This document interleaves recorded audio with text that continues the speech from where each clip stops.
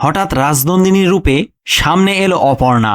হ্যাঁ বন্ধুরা, চিরদিনই তুমি যে আমার ধারাবাহিকের নতুন আগামী পর্বে আপনারা দেখতে পারবেন যে অপর্ণা ও আর্য হোলির উদ্দেশ্যে মন্দিরে চলে আসে।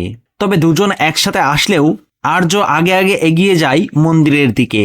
তারপর অপর্ণা ধীরে ধীরে সামনের দিকে এগিয়ে আসতে লাগে।